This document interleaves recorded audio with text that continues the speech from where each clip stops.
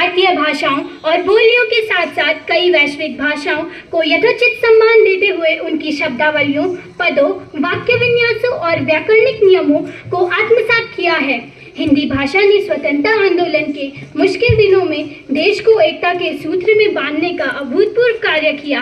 अनेक भाषाओं और बोलियों में बटे हुए देश में ऐक्य भावना से पूर्व से पश्चिम और उत्तर से दक्षिण तक स्वतंत्रता की लड़ाई को आगे बढ़ाने में संवाद भाषा हिंदी की महत्वपूर्ण भूमिका रही। इसीलिए लोकमान्य तिलक हो, महात्मा गांधी हो, लाला लाजपत राय हो, नेताजी सुभाष चंद्र बोस हो, राजगोपालाचार्य हो, हिंदी के शुरुआती पैरविकारों में बहुत संख्य उन प्रदेशों के लोग थे जिनकी मातृभाषा हिंदी नहीं थी। किसी भी भाषा की मौलिक सोच और सृजनात्मक अभिव्यक्ति सही मायनों में सिर्फ उस देश की अपनी भाषा में ही की जा सकती है।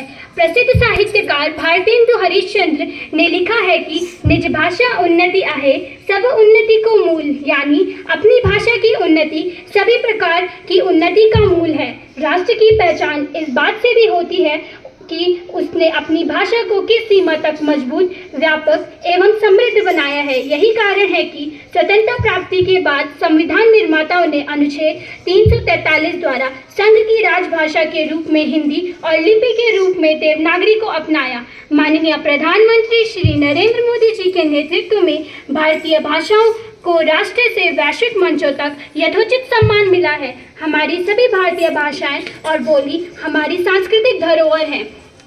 अपनी भाषा में सुनी हुई अवांछनीय बातें भी बुरी नहीं लगती। कवि विद्यापति की शब्दावली में कहूँ तो देशील बहना सब जन मीठा, यानी देशी भाषा सभी जनों को मीठी लगती है।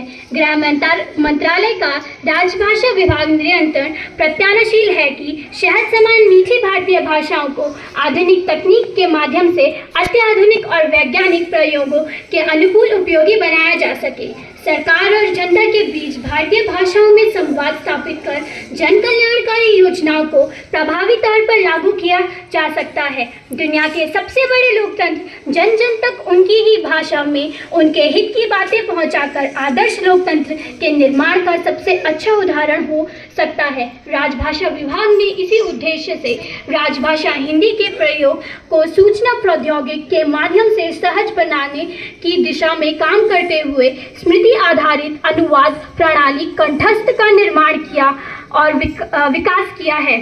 फिजी में संपन्न विश्व हिंदी सम्मेलन में न्यूरियम मिशन ट्रांसमिशन के साथ इसके कई नए वर्जन कंठस्थ 2.0 को मोबाइल ऐप का भी लोकार्पण भी किया गया है। राजभाषा विभाग की एक नई पहल हिंदी शब्द सिंधु शब्दकोश का निर्माण है। इस शब्दकोश में संविधान की 8वीं अनुसूची में अनुसूचित भारतीय भाषाओं के शब्दों को शामिल कर इसे निरंतर समृद्ध किया जा रहा है। साथ ही विभाग ने लीला हिंदी प्रभा मोबाइल ऐप भी तैयार किया है, जिसे अपनाकर विभिन्न भाषा भाषी 14 भारतीय भाषाओं के माध्यम से अपनी अपनी मातृभाषाओं से स्तरीय हिंदी निःशुल्क सीख सकते हैं। भाषा परिवर्तन का सिद्धांत यह कहता है कि भाषा जटिलता से सरलता की ओर जाती है। मेरे विचार से हिंदी में सरल और सुस्पष्ट शब्दों को कार्यालय कामकाजों में प्रयोग में लाना चाहिए। टिप्पणी, पत्राचार, ईमेल, विज्ञप्ति आदि के लिए आम बोलचाल के शब्दों व वाक्य के प्रयोगों से हिंदी का प्रयोग का चलन बढ़ेगा।